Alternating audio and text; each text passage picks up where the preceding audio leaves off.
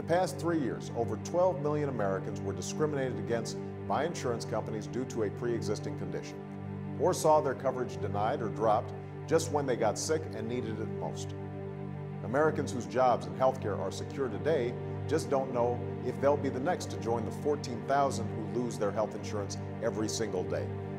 And if we don't act, average family premiums will keep rising to more than $22,000 within a decade.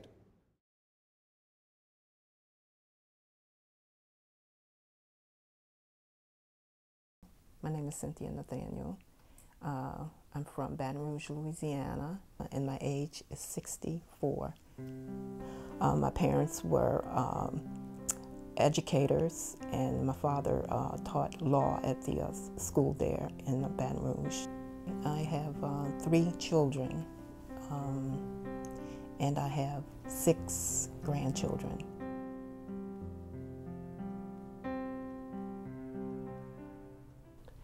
I got laid off from a job and ended up not being able to have insurance. So after that, I actually, with a friend, found a place to go that gave you free care and medication, and so that's where I ended up. From some monies that I've saved, basically, I've used that, and I probably used almost all of it at this point. And then my family helped also. My brothers and sisters have helped by giving me money and even, you know, stuff for things like clothing and stuff they have given me.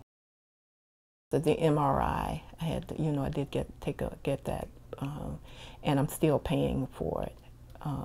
The doctor that allowed me to do it in partial payments and whatnot, and I'm still actually paying for it, and I am running out of money.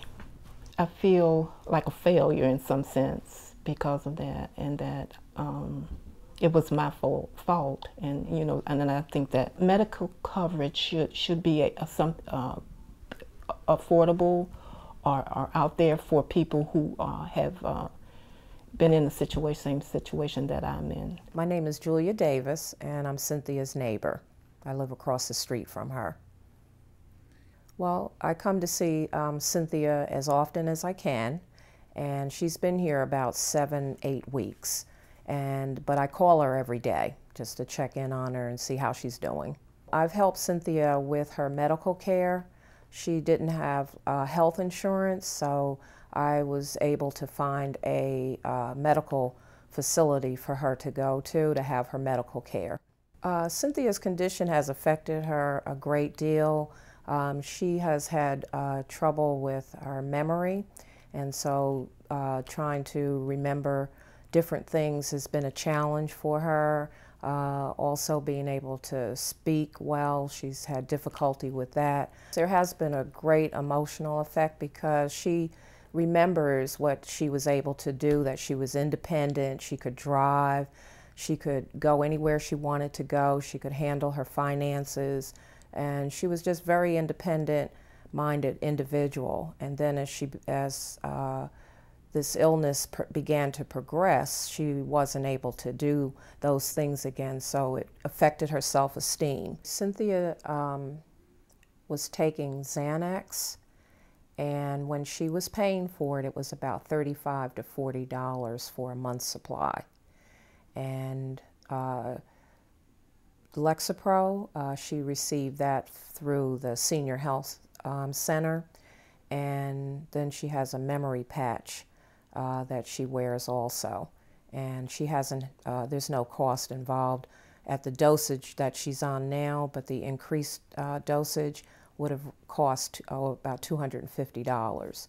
With the expenses here and the charge that Medicare is taking out now for her insurance coverage, she has about $40 left a month. I know it's very hard for people who don't have insurance, and I at one time didn't have health insurance myself. My husband and I were self-employed, And we just prayed each day that we would never, we wouldn't get sick and have to have a hospital bill that we couldn't pay for.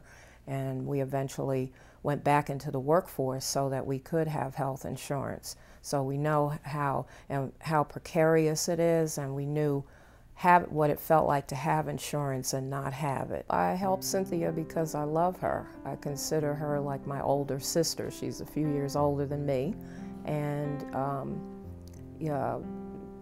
we're mandated to help our brothers and sisters and to show love, and if someone is in need of something, that's our responsibility as mankind. It's what we're supposed to do.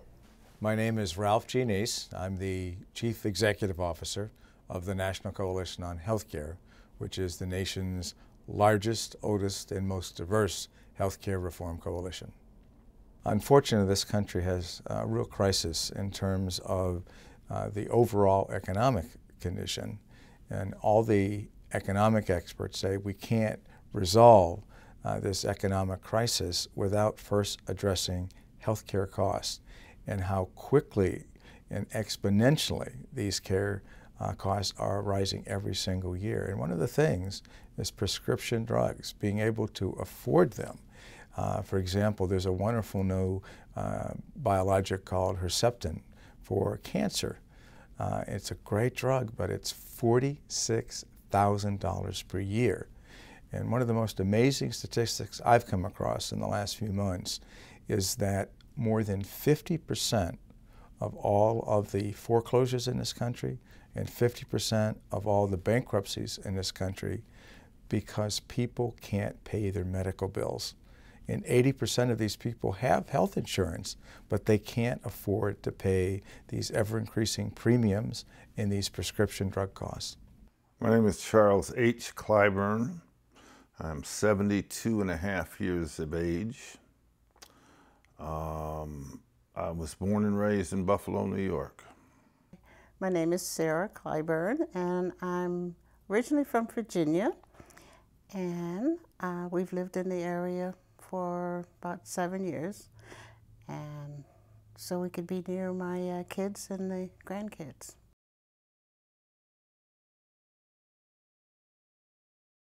Well, what I like to do in my spare time is I try to exercise on a regular basis 3 times a week. I do play racquetball. Most of my time is, I'd say, spent between acting gigs that I get or auditions, but a majority of the time is spent transporting grandchildren. We have 7 that live in this area, and the other 5 live in South Carolina, so that's 12 altogether. Healthcare is expensive. Being sick is expensive. And not being able to have healthcare insurance puts a person in my age category particularly at a very dangerous position. My current drug coverage is, I think, sufficient for the situation that I'm in right now. It's covered most of the things. I had major surgery about 4 years ago and discovered that the coverage was very good in picking up particularly the hospital costs. I have high cholesterol count. I have high blood pressure. I have type 1 diabetes. Other than having stenosis of the vertebrae in my spine, which occasionally flares up, I'm in pretty good health.